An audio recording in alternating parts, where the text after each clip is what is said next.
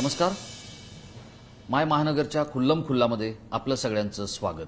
मी राजेश कोचरेकर.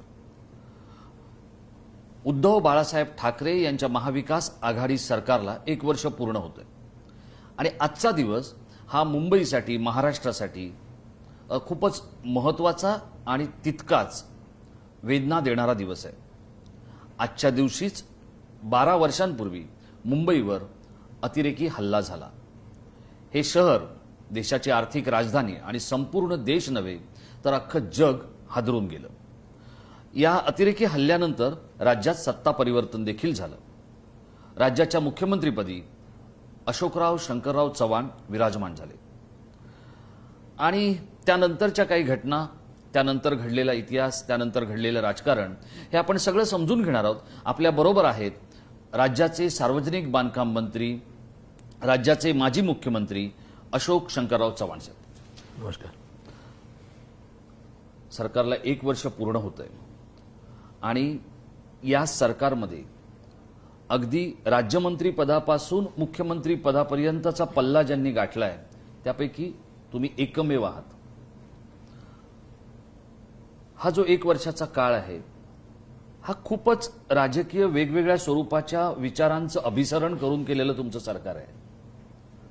कसं होतं 1 वर्ष अतिशय चांगलं गेलं. महाराष्ट्राच्या जनतेला हवं असलेलं स्थिर सरकार महाराष्ट्राला या महाविकास आघाडीने आम्ही देऊ शकलो याचं समाधान निश्चित आम्हाला आहे. आणि दुसरीकडे भाजपसारखा धर्मांध आणि जातीयता पसरवणाऱ्या पक्षाला आम्हाला सत्तेच्या बाहेर ठेवता आलं आणि त्याकरता एकत्र आलेले 3 पक्ष आणि त्यातून साध्य आमचं उद्दिष्ट जे आहे, कारण हे सरकार सामान्य माणसाच्या गरजा पूर्ण करण्याकरता, ग्रामीण भागात त्या लोकांचं हित साधण्याकरता आणि महाराष्ट्राची सर्वांगीण प्रगती करण्याकरता यशस्वी वर्षभराच्या अनेक कटकटी, नैसर्गिक आपत्ती या सगळ्या समोर जात असताना राजकीय आव्हानं ही सर्व यशस्वीरित्या पेलत आमचं सरकार पुढे गेलेलं आहे आणि म्हणून निश्चितच मी समाधानी आहे. भरपूर केलंय आणि बरंच करायचंय. पण हे सगळं करत असताना तुम्हाला असं वाटतं की तुम्ही स्वतः राज्याच्या मुख्यमंत्रीपदी राहिलात, कोरोना काळामध्ये तुम्हालाही त्याची लागण झाली, तुम्ही उपचार घेतले, बरे झालात आणि मुख्यमंत्र्यांवर सतत एक टीका केली जाते की हे घरात बसून काम करतात, हे बंगल्यात बसून काम करतात, हे लोकांमध्ये जात नाहीत. कोविड तुम्ही स्वतः झेललंय, तुम्ही स्वतः भोगलंय आणि ज्या पद्धतीचा विरोधक कांगावा करतायत, मुख्यमंत्र्यांच्या या 1 वर्षाच्या कामगिरीकडे तुम्ही कसं पाहताय? कारण ते कधी तुमच्यासारखी निवडणूक लढले नव्हते, कधी ते तशा पद्धतीत संसदीय प्रक्रियेत गेले नव्हते. ज्यांना तुम्ही त्यांना मुख्यमंत्री म्हणून पाहताना स्वतःही तुम्ही ते पद उपभोगलेलं आहे. तुम्हाला कसं वाटतंय? मुख्यमंत्री म्हणून काम करताना त्यांनी म्हणजे खरं म्हणजे त्यांना प्रशासनातला कुठलाही अनुभव नसताना त्यांनी अतिशय चाणक्य पद्धतीने, चांगल्या पद्धतीने सरकार हाताळण्याचं काम त्यांनी वर्षभर दाखवून दिलेलं आहे. म्हणजे एक प्युअरली राजकीय व्यक्ती, उद्धव ठाकरे प्युअरली राजकीयच व्यक्ती होती. प्रशासनामध्ये, मंत्रालयामध्ये प्रशासनाचा भाग त्यांनी कधी पाहिला नव्हता, परंतु समजून घेण्याचं काम आणि समजून घेऊन निर्णय घेण्याची क्षमता ही त्यांनी त्या ठिकाणी अतिशय व्यवस्थितपणे पार पाडलेली असं माझं ठाम मत आहे. सुरुवातीला थोडासा अवधी लागायचा निर्णय प्रक्रियेमध्ये, परंतु आता निर्णय प्रक्रिया ही अतिशय वेगाने होते आहे. आणि हा आरोप जो केला जातो की मुख्यमंत्री फिरत नाही, दादांत खोटा आहे. ते अनेक म्हणजे विभागीय स्तरावर जाऊन आलेले आहेत, उस्मानाबादला जाऊन आलेले आहेत, सोलापूरला जाऊन आलेले आहेत, पुण्यात जाऊन आलेले आहेत, मुंबईत फिरतायत. परंतु आपण पाहतोय की इकडे कोरोनासारखा अतिशय अडचणीचा हा कालावधी आणि देशातले अनेक नेते, आम्ही आज आमचे दिवंगत अहमद पटेल साहेबांचं निधन झालं, तेही खूप काम करायचे, परंतु कोरोनाच्या महामारीच्या पार्श्वभूमीवर सर्वांनाच मर्यादा आलेल्या आहेत. देशाचे पंतप्रधान सुद्धा कुठे फार फिरले का? त्यांच्या पंतप्रधानांना असलेली सुरक्षा आणि इतर गोष्टी हा त्यांचा जमेची बाजू आहे. पण देशाचे पंतप्रधान मर्यादा आल्याच आहेत ना. जाहीर सभांना मर्यादा आलेल्या आहेत. अमित शहा स्वतः आजारी होते, अहमद पटेल त्यातून गेलेले आहेत, प्रणव मुखर्जी हा देशाचे राष्ट्र, म्हणजे एवढ्या महत्वाच्या, अति महत्वाच्या व्यक्तींना सुद्धा राज्यातले सर्वच मंत्री जवळपास आता या कोरोनामुळे 18 मंत्र्यांना लागण झाली. तर मग तुम्हाला अजून खुद्द विरोधी पक्ष नेते यातून गेलेले आहेत, देवेंद्र फडणवीस. तर मग तुम्हाला अजून काय त्यातून साध्य करायचंय? काम होणं महत्वाचं आहे. जनतेला सांगतोय घरी बसा, बाहेर निघू नका, कोरोनाचे पालन करा, अमुक तमुक, आणि स्वतः सगळं तोडून जर बाहेर निघालो. हा निर्णय प्रक्रिया आहे, चालू आहे, बिलकुल वेगाने चालू आहे. बैठका आहेत, रिव्ह्यू आहेत, निर्णय घेतले जात आहेत, यंत्रणा पूर्ण राबवली जात आहे, आर्थिक त्याला तरतूद केली जात आहे. आणि मग एवढं प्रचंड काम या गेल्या 10 महिन्यात झालं कसं? मग निर्णय घेतले म्हणून झालं ना. आणि महाराष्ट्रामधली कोरोनाची आकडेवारी ही आता हळूहळू नियंत्रणात आलेली आहे, अतिशय कमी झालेली आहे. त्यामुळे अर्थात दुसरा टप्पा येऊ नये ही काळजी घ्यावी लागणार आहे. त्यामुळे ही टीका मला म्हणजे विरोधकांना एवढं सांगायचं आहे, किमान करोनाचं राजकारण करू नका, आम्हाला एवढं सांगायचं आहे. जे काम करतो त्याला तुम्ही सहकार्य करा. हा विषय काय कुठं राजकारणाचा विषय असू शकत नाही. सर्वांनी सहकार्य केलं, काय सूचना जर केल्या तर निश्चित स्वागतार्ह आहेत. चव्हाण साहेब, जर आता आपण या सरकारकडे पाहिलं आणि त्यातल्या आता तुम्ही अहमद पटेल साहेबांचा उल्लेख केला, इंदिराजी असतील, राजीवजी असतील, सोनियाजी असतील, यांच्याबरोबर त्यांनी काम केलं आणि तुमचं कुटुंब हे महाराष्ट्रातलं काँग्रेसचं अत्यंत निष्ठावान कुटुंब असं ओळखलं जातं. अहमद पटेल हे निष्ठावंतांचे अगदी पाईक होते. त्यांचं जाणं काँग्रेसला किती फटका देणार आहे?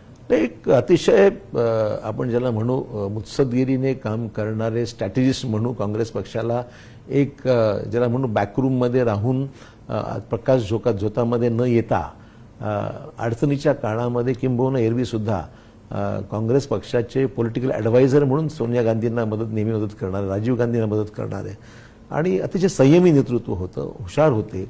राज्यात ते नेतृत्व ते समजत कोण नेता आहे, त्याच्या मागे किती बॅकिंग आहे, सगळं स्ट्रॅटेजी ठरवण्याचं काम ते करत होते.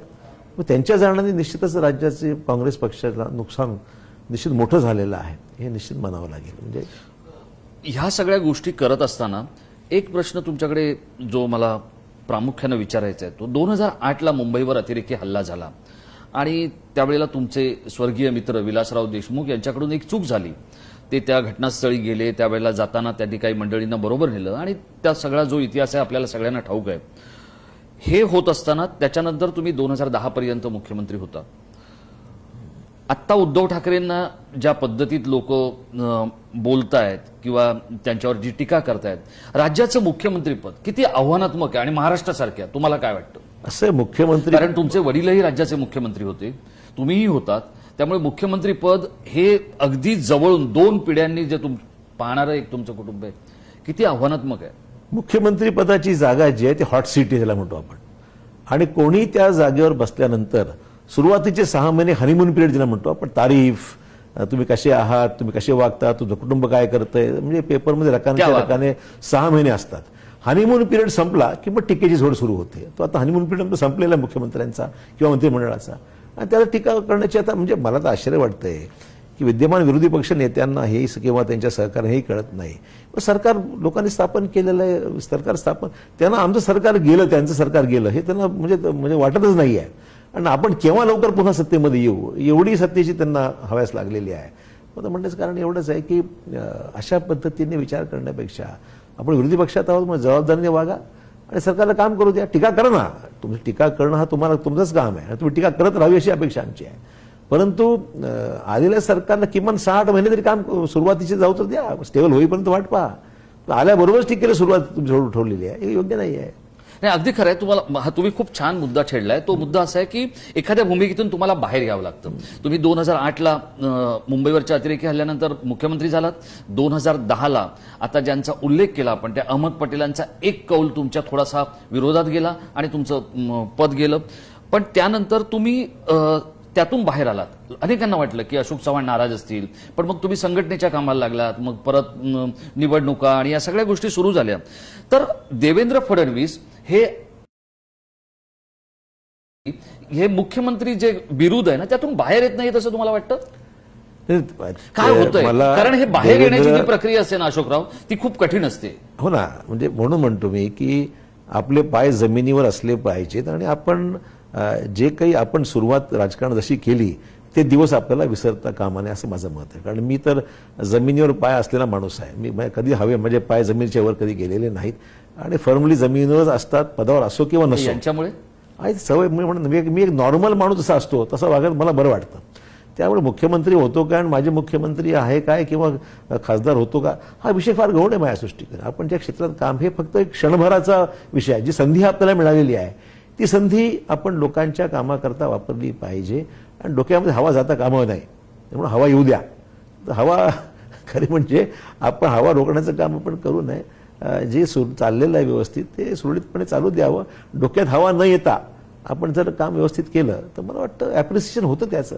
पण सातत्याने मी कोणीतरी होतो हा जो मनामध्ये सातत्याने ज्या गोष्टी येत राहतात ते थोडं काही काळ माणसाला कालांतराने विसरावं लागतं, आपले पाय जमिनीवर ठेवून काम करावं लागतं. संधी आली तर चांगली गोष्ट आहे. हे जे तुमचं पाय जमिनीवर ठेवणं आहे ना, ह्याची काळजी तुमचे विरोधकच घेत आहेत असं तुम्हाला नाही वाटत? तर मी तुम्हाला उदाहरण सांगतो. 2008च्या जवळपास वगैरे नांदेड महानगरपालिकेची निवडणूक होती आणि एका मोठ्या बड्या शासकीय अधिकाऱ्यामार्फत त्यावेळेचे तुमचे मित्र आणि मुख्यमंत्री यांनी तुमच्या विरोधात रान उठवलं होतं. खूप मोठी रसद तिकडे पोहोचवली होती आणि तरी तुम्ही नांदेड जिंकलं होतं, बरोबर आहे. आज जेव्हा तुम्ही लोकसभेला 2019ला हरलात त्यानंतर तिथे ज्या तुमच्या तिसऱ्या क्रमांकावरच्या म्हणजे भिंगेंनी जी मतं घेतली त्या मतांमुळे तुमचा 44-45 हजारांनी पराभव झाला. त्याच भिंगेंना राष्ट्रवादीने आता राज्यपाल नियुक्त म्हणून घ्यायला. तर हे जे सतत तुम्हाला डिस्टर्ब करण्याचं जे प्रकरण राजकारणात गेली अनेक वर्ष सुरू आहे त्याच्यामुळे तुमचे पाय जमिनीवर राहिले की तुम्हाला सतत सावधान मोडमध्ये राहावं लागतं? राजकारणामध्ये या गोष्टीची आम्हाला सवय झाली. म्हणजे माझे वडील असताना सुद्धा हाच प्रयोग त्यांच्यावर झाला. त्यांच्या विरोधात काही बोललं की आपल्याला बक्षीस मिळतं, हा कार्यक्रम ठरलेलाच आहे. आणि दुर्दैवाने महाराज म्हणजे विरोधी नेते आहेत त्यांना वाटतं की ह्यांच्या विरोधात बोलणारा एखादा माणूस सापडला तर त्याला रसद पुरवायची, त्याला मदत करायची. हे माझ्या वडिलांच्या वेळेस घडत होतं आणि आज ते घडतंय काही प्रमाणात, नाकारता येत नाही.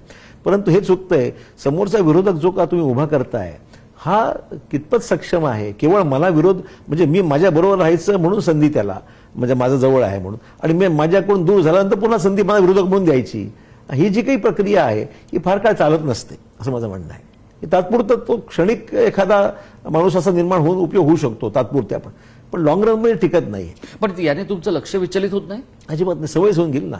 म्हणजे हे होणार हे गृहीत धरूनच काम करतो मी. हे होणार हे गृहीतच धरून तुम्ही ज्या वेळेला काम करत असता तुम्ही तुमच्या राजकीय कारकिर्दीकडे बघताना म्हणजे मग आता हे सरकारमधलं 1 वर्ष आणि त्याच्या आधी तुम्ही समाधानी आहात?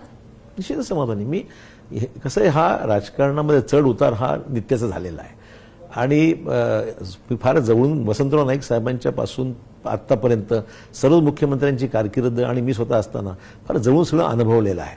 त्यामुळे राजकारणातले हनीमून पिरियड कसा असतो, नंतरचा कालावधी कसा असतो, आव्हानं कशी असतात, संकट कशी येतात, हे सर्व जवळून अनुभवलेलं आहे. त्यामुळे आताचा कालावधी फार बदललेला आहे. म्हणजे लोकांना इन्स्टंट पाहिजे सगळ्या गोष्टी, विरोधी पक्ष सुद्धा इन्स्टंट सत्ता पाहिजे अशा प्रकारची भावना भूमिका असते.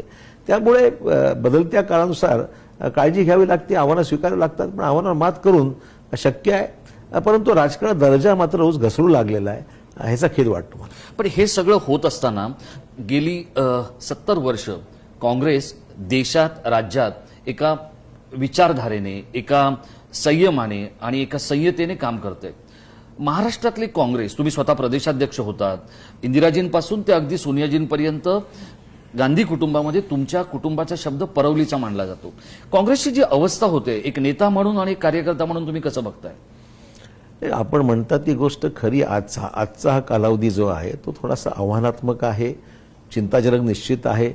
आत्मपरीक्षण केलं जातं वेळोवेळी आणि सुधारणा करण्याची नितांत गरज आहे. नवीन नेतृत्व समोर येत आहे, जुनी मंडळी आहे. म्हटलं जुनं आणि नवीन याचं संमिश्र असं आपल्याला बॅलन्स साधता आलं पाहिजे. राज्यामध्ये आपण प्रत्येक राज्यातली परिस्थिती वेगवेगळी आहे.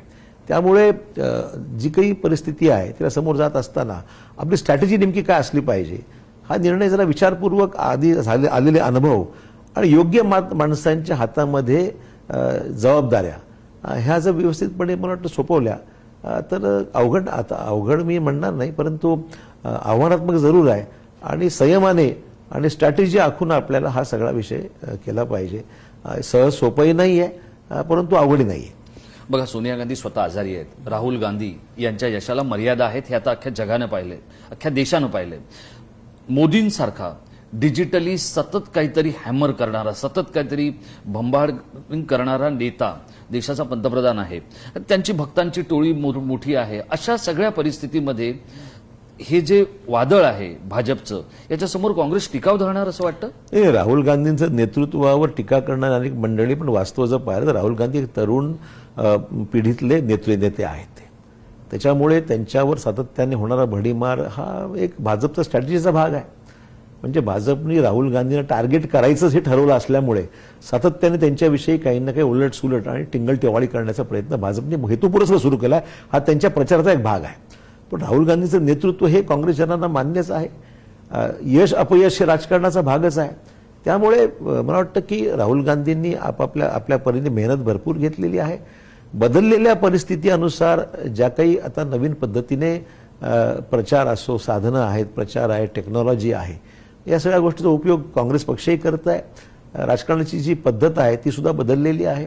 आणि मला वाटतं की काँग्रेस या सगळ्या अडचणीतून किंवा अनुभवातून निश्चित लवकरच बाहेर पडेल अशा प्रकारचा प्रयत्न सातत्याने सुरू आहे.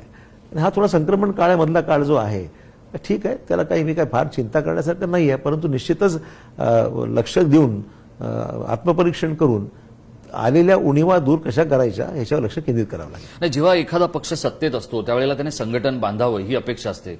संघटनात्मक ज्या काही गोष्टी आहेत त्या सत्तेत असताना नीट पार पडतात. असं असताना या आत्ताच्या महाविकास आघाडीच्या 1 वर्षाच्या सत्तेचा फायदा काँग्रेसला होईल असं तुम्हाला वाटतंय? झालं, आम्ही सत्तेमध्ये कशाला आलेलो आहोत? नाही, पण ते तुम्ही 4-5 लोक सोडले तर ही सत्ता तळागाळाच्या कार्यकर्त्यापर्यंत अशोकराव पोहोचली असं तुम्हाला वाटतं? भाजपला रोखणं हा त्यातला महत्वाचा भाग होता. आणि सत्तेमध्ये येऊन काँग्रेसला ताकद मिळावी आणि काँग्रेसच्या माध्यमातून सामान्य माणसाची कामं व्हावीत, काँग्रेसच्या विचारसरणीला ताकद अधिक मिळावी, हीच ते भूमिका म्हणून मी या महाविकास आघाडीमध्ये सामील झालेलो आहोत. आणि त्यामुळे काही प्रमाणामध्ये निश्चितच आम्ही आमची स्पेस जी आहे ती राखून ठेवलेली आहे. अर्थात ह्याला अजून यश पूर्णपणे मिळाल्याची मला जाणीव आहे. परंतु आम्ही आमची जी भूमिका आहे ती काय सोडलेली नाही. आणि मुख्यमंत्र्यांचं सुद्धा सहकार्य बऱ्यापैकी याच्यामध्ये आहे. पण तुमच्या काही सहकाऱ्यांची अशी तक्रार आहे की निधी तुम्हाला मिळत नाहीये, तुमची कामं मार्गी लागत नाहीये, किंवा तुमच्या तळाच्या कार्यकर्त्यांना या सत्तेचा वाटा तिथपर्यंत पोहोचत नाहीये. मग हे असताना कार्यकर्त्यांमधून आलेले अशोक चव्हाण किंवा बाळासाहेब थोरात हे मुख्यमंत्र्यांशी किंवा पवारांशी या संदर्भात आक्रमकपणे बोलणार की आपलं सत्तेचं पान मिळालंय म्हणून त्यावर संतुष्ट होणार? मी आघाडी सरकार चालवलेलं आहे, मी आघाडी सरकारचा मुख्यमंत्री राहिलेलो आहे. त्यामुळे आघाडी सरकारमध्ये असलेल्या मर्यादा आणि त्यातून रोजचे निर्माण होणारे प्रश्न हे हा नित्याचा भाग असतो. म्हणजे मागच्या काळात भाजप सेनेमध्ये कुरबूर चालायचीच आहे, आज सुद्धा काही प्रमाणात आहे. आणि त्यावर मुख्यमंत्र्यांची वारंवार चर्चाही होते आणि त्यातून मार्ग काढण्यासंदर्भात त्यांनी शब्द दिलेला आहे. तर हे काय अवघड असं वाटत नाही मला, परंतु घडतंय. म्हणजे बऱ्याचशा वेळेस घडतं, त्या ठिकाणी असर्ट करावं लागतं, थोडंसं येऊन सांगावं लागतं की नाही, हे इथे आम्हाला आमचा अन्याय होतोय आणि आपण निधी प्रमाणात काही प्रमाणात झाली अडचण ही मला मान्य आहे. परंतु त्याच्यावर त्यांनी शब्द दिला आहे की आम्ही हे सर्व जे काही कमतरता झालेली आहे ती निश्चित भरून काढू असं त्यांनी आश्वासन दिलंच आहे. बघा, मंत्रिमंडळाचा जर आपण संपूर्ण ढाचा पाहिला तर त्याच्यात काही मंत्रिपदं अशी असतात की जी खूपच संवेदनक्षम असतात. मग महसूल असेल, सार्वजनिक बांधकाम असेल, गृह असेल, ही मंडळी सतत दुर्बिणीच्या भिंगाच्या पलीकडे असतात.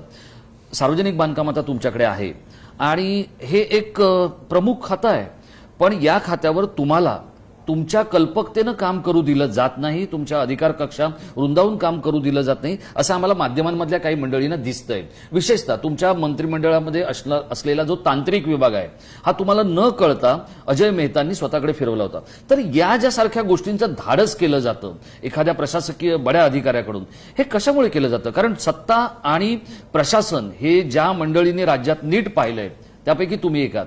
असं असताना म्हणजे मुख्यमंत्र्यांचं थोडंसं अवलंबून राहणं हे त्याला कारणीभूत आहे की अजय मेहतांसारख्या अधिकाऱ्यांचं प्रभावशाली होणं कारणीभूत आहे? मला अजय मेहतांवर व्यक्तिशः काही बोलायचं नाही, पहिली गोष्ट. आणि दुसरी गोष्ट, हेही खरं नाही की माझ्या विभागामध्ये काही माझ्या संमतीशिवाय परस्पर काही होईल असंही काही परिस्थिती नाही.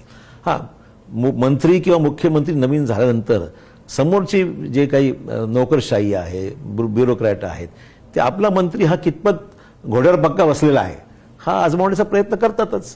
तर मी घोड्यावर बसल्यानंतर मी घोडा नीट चालू शकतो की नाही हा प्रयोग झाला सुरुवातीला काही कालावधीमध्ये. पण मी दाखवून दिलं, मी घोड्यावर बसल्यावर एक मजबूत घोडस्वार आहे मी, हे मी दाखवून दिलं. आणि त्यामुळे काही प्रमाणात प्रयत्न झाले होते परंतु यशस्वी झाले नाही. मी माझी भूमिका स्पष्ट मांडली की नाही, डिपार्टमेंटमध्ये जी काही रचना आहे ती तशीच राहील आणि डिपार्टमेंटची कामं मंत्री जे म्हणून माझ्या अखत्यारीत जे विषय आहेत त्यात कुठलाही बदल होणार नाही हे ठामपणे मी सांगितलं आणि त्यातून काही झालं नाही पुढे.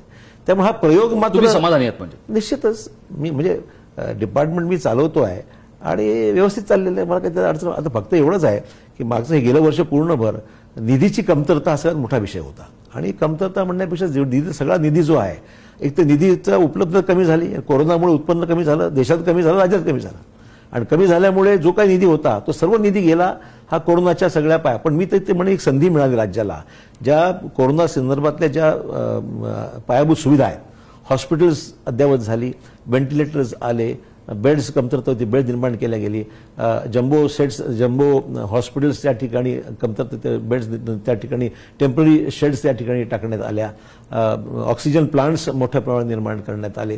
तर आरोग्य क्षेत्रामध्ये ज्या उणीवा आपल्याकडे होत्या, कारण आरोग्य क्षेत्राला खूप करण्याची गरज आहे, आणि या सगळ्या उणीवा नजरेस आल्यानंतर भरपूर निधी त्या ठिकाणी ओतला गेला.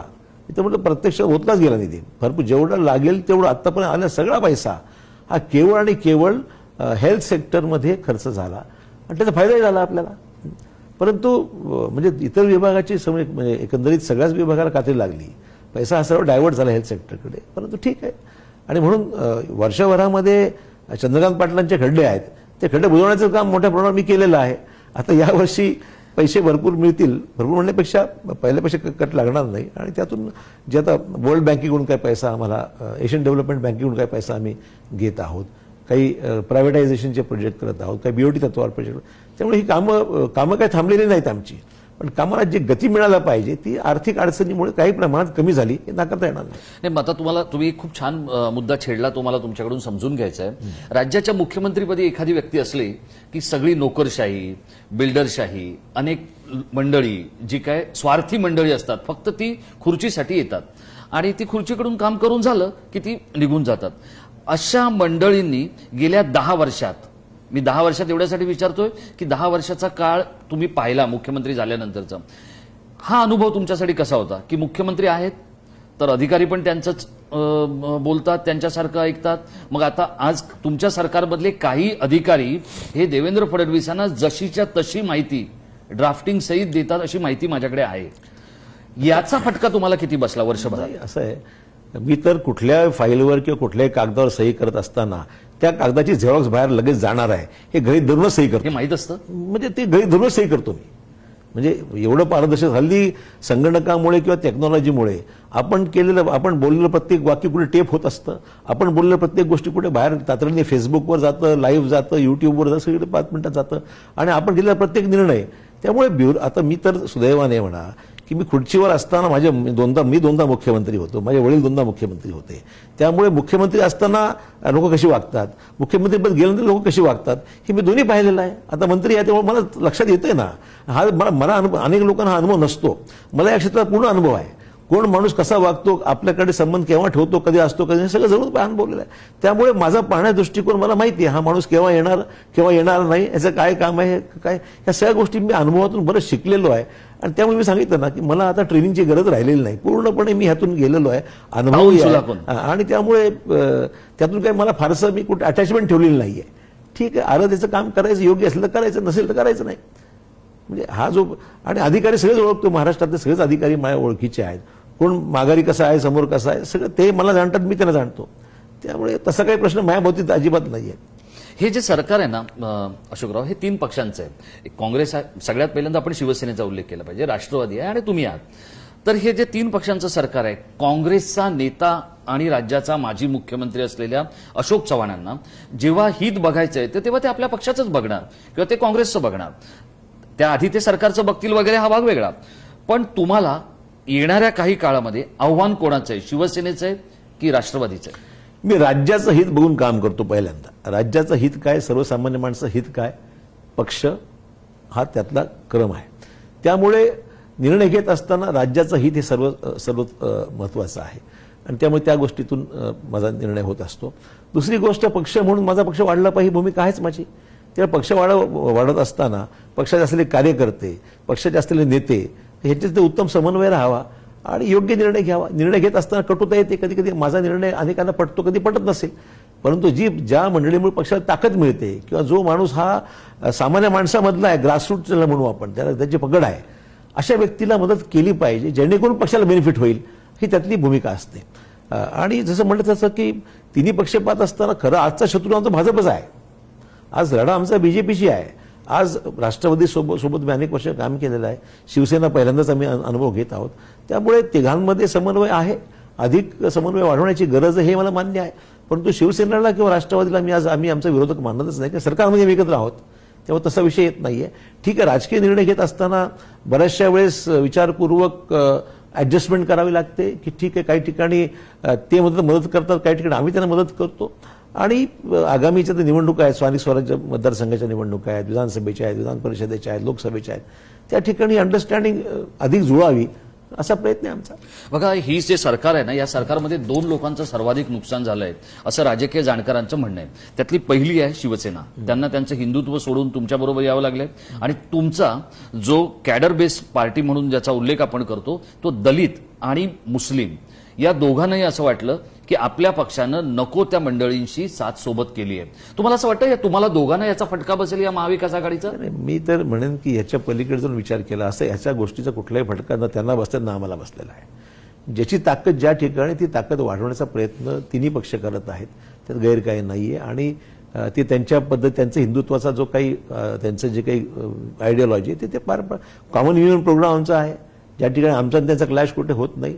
आम्ही आमचं काम करतो, आमच्या पक्षाची आयडियोलॉजी जी आहे सेक्युलरिझमची, ती आयडियोलॉजी घेऊन आम्ही काम करतो. कुठलाही त्याच्यामध्ये जातीयवाद आम्ही त्याला थारा देत नाही आणि योग्य पद्धतीने सेक्युलरिझमची बेस धरून आम्ही आमचं काम सुरू ठेवलेलं आहे. त्यामुळे कुठे क्लॅश आहे, कुठे कुठे काय संघर्ष होतो असं चित्र अजिबात नाहीये. असं चित्र अजिबात नाहीये. तुमच्या मंत्रालयाशी संबंधित माझा शेवटचा प्रश्न आहे की सार्वजनिक बांधकाम खात्याच्या कारभारामुळे, त्यातल्या काही उपक्रमांमुळे छगन भुजबळ अडचणीत आले. त्यावेळेला काही प्रशासकीय अधिकाऱ्यांनी काही दुसऱ्या अधिकाऱ्यांची नावं त्याच्यामध्ये जबरदस्तीने घुसवली आणि त्याचा फटका त्या अधिकाऱ्यांनाही बसला. खटले चालू राहिले, तक्रारी सुरू राहिल्या, पाठपुरावा करावा लागला. एकूणच या प्रशासनामध्ये देखील जसं पोलिसांमध्ये सूड भावनेनं काही मंडळी काम करतायत. तुमच्या भागामध्ये किंवा तुमच्या मंत्रालयामध्ये ही भीती अधिकाऱ्यांना खूप मोठ्या प्रमाणात वाटते. तुम्ही मंत्री म्हणून अशा काम करणाऱ्या अभियंत्यांना, अधिकाऱ्यांना, जबाबदार प्रशासकीय मंडळींना काय सांगू इच्छित आहे? मी कोणाच्या कालावधीमध्ये कोण अधिकारी कसा वागला, असं प्रत्येक अधिकारी कुठल्या ना कुठल्या मंत्री, मुख्यमंत्र्यांच्या हाताखाली काम केलेलं असतं आणि त्या निमित्ताने संबंध येतात, ओळखी पण काही गैर काहीच नाही त्याच्यामध्ये. मुद्दा एवढाच की आपलं काम प्रामाणिकपणे त्यांनी करावं आणि अधिकाऱ्यांनी कुठल्याही राजकीय पक्षाचा कार्यकर्ता म्हणून काम करू नये. एक ब्युरोक्रेट, त्यांना अनेक सरकार येतात आणि जातात कुठल्याही, पण त्यांनी काम इम्पार्शली करावं. त्याच्यामध्ये कुठेही झुकतमाप कुठल्या एका पक्षाला आपण देतोय किंवा एका पक्षाला एक कार्यकर्ता म्हणून आपण काम करतोय असं अधिकाऱ्यांनी वागू नये अशी अपेक्षा आहे. आणि मला वाटतं महाराष्ट्रामध्ये सत्तांतरणं अनेक वेळा झाली, अनेक पक्षाचं सरकार आली, त्यामुळे अधिकाऱ्यांना हे कळलं पाहिजे की आपण कुठल्या, आता आपण म्हणलं त्याप्रमाणे काही अधिकाऱ्यांनी काही पक्षाला वाहूनच घेतलेलं आहे, तसं अपेक्षित नाहीये. आम्ही काम करत असताना सरकारी यंत्रणेचा उपयोग पक्षाकरता कधी आम्ही केलेला नाहीये. फक्त कार्यकर्त्यांना जर अन्याय होत असेल, त्रास होत असेल, लक्ष आम्ही नक्की घालतो. परंतु शासकीय यंत्रणेने मागच्या कालावधीमध्ये, बीजेपीच्या 5 वर्षाच्या कालावधीमध्ये काही शासकीय अधिकारी एका पक्षाचे जणू काही कार्यकर्ते झालेत आणि त्या सांगण्याप्रमाणेच काम करायचं आपण, हे जे काही समीकरण झालं होतं ते घातक आहे, चुकीचं आहे आणि मला वाटतं त्याचं नुकसान त्यांनाच होणार आहे. दुर्दैव युपी बिहारमध्ये काय तशीच परिस्थिती आहे. काय अधिकारी ते एका पक्षाचे झालेले, म्हणजे अधिकारी सरकार बदललं की अधिकारी सरसकट सगळ्यांच्या बदल्या होतात. म्हणजे नॉर्मली तसं होतं, परंतु महाराष्ट्रामध्ये तसं काही चित्र अद्याप नव्हतं.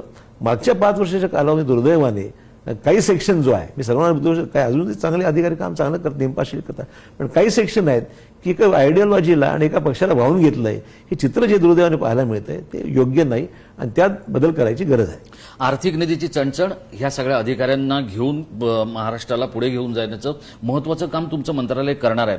तुम्हाला 1 वर्ष झालंय सरकार म्हणून, पण त्यातले 10 महिने गेले कोविडमध्ये, म्हणजे फक्त जेमतेम 4 महिन्याचा कार्यकाळ तुम्हाला काम करायला मिळाला. येणाऱ्या वर्षभरामध्ये अशोक शंकरराव चव्हाण यांच्या मंत्रालयाला सगळ्यात आव्हानात्मक काय आहे? तुम्ही महाराष्ट्राला काय सांगाल? महाराष्ट्र सार्वजनिक बांधकाम विभाग हा महाराष्ट्रातल्या पायाभूत सुविधा निर्माण करणारा एक महत्वाचा विभाग आहे आणि महाराष्ट्रातले रस्ते उत्तम व्हावेत, महाराष्ट्राच्या पायाभूत सुविधा चांगल्या दिसाव्या इतकं चांगलं काम व्हावं, ही माझं ऑब्जेक्टिव्ह आहे. आणि त्या अनुषंगाने महाराष्ट्रामध्ये बरंच करण्यासारखं आहे.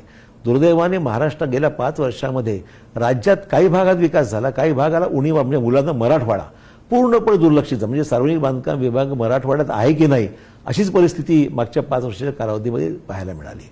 उत्तर महाराष्ट्र असेल म्हणजे फायदा इतर विभागात झाला, परंतु उत्तर महाराष्ट्र असो मराठवाडा असो या भागामध्ये दुर्दैवाने फारसं काम झालं नाही. त्यामुळे हा जो काही अनुशेष निर्माण झाला तो अनुशेष दूर करायचा आहे. त्या भागाला झुकत न्याय मिळाला नाही, मग तो तिथे आपल्याला झुकतं माप देता आलं पाहिजे. आणि महाराष्ट्रात ते रस्ते चांगल्या प्रतीचे चांगल्या क्वालिटीचे झाले पाहिजेत. आहे त्या निधीचा तेवढ्याच प्रमाणात कामं घेतल्या गेली पाहिजेत. ओव्हर एक्सपॅन्ड करून ओव्हर कमिटमेंट करून पैसे नसताना घोषणा करणं हा माझा स्वभावाचा भाग नाही. जो पैसा उपलब्ध आहे त्यातून चांगली कामं व्हावी, चांगल्या दर्जाची कामं व्हावी आणि वेळेत पूर्ण व्हावी. म्हणजे कामाच्या क्वालिटी आणि दर्जावर निश्चितच माझं लक्ष मी केंद्रित केलं आहे. ज्या ठिकाणी घडत नसेल तर त्या ठिकाणी निश्चित मी माझा प्रेरोगेटिव्ह वापरून त्या ठिकाणी कारवाई करण्याची गरज नक्की मी करणार आहे. आणि महाराष्ट्रात आता पैशाची चर्चा असताना सुद्धा आम्ही एशियन डेव्हलपमेंट बँकेचा मोठा प्रकल्प आहे, कमी व्याजदराने तिथे पैसा आम्हाला महाराष्ट्राला उपलब्ध होतोय. त्याचा पुरेपूर फायदा महाराष्ट्रात आम्ही घेत आहोत. जे लोकप्रतिनिधी आमदार आहेत लोक त्यांचंही ऐकून त्यांच्याही भागात चांगलं मदत व्हावी हाही माझा प्रयत्न आहे. आणि जे प्रोजेक्ट सुरू आहेत त्याला अधिक ते कोणाच्या काळात सुद्धा हा विषय नाही आहे, ते पूर्ण झाले पाहिजे हा माझा प्रयत्न आहे. हे आहेत अशोक चव्हाण. आपण पाहिलं की मंत्रालयामध्ये सगळ्यात पहिल्यांदा आपल्या दालनांना बायोमेट्रिक लावून ती स्वयंचलित करण्याचं श्रेय हे तंत्रज्ञान प्रेमी असलेल्या अशोक चव्हाणांकडे जातं. त्यांचं दालन असो किंवा त्यांच्या इतर कोणत्याही गोष्टीमधली रंगसंगती असो किंवा टापटीपणा हा खूपच लक्षणीय असतो आणि तितकाच तो सुखावणारा असतो. राज्याचं सार्वजनिक बांधकाम मंत्री पद ज्यांच्याकडे आहे त्यांनी अशा सार्वजनिक सोयीसुविधा इतक्याच जनतेला सुखावणाऱ्या होतील आणि त्या होण्यासाठी त्यांना प्रयत्न करण्याच्या शुभेच्छा आपण देऊया आणि इथेच थांबूया. आपण पाहत राहा माय महानगर. साहेब, आपण वेळ दिला त्याबद्दल आपल्याला खूप खूप धन्यवाद.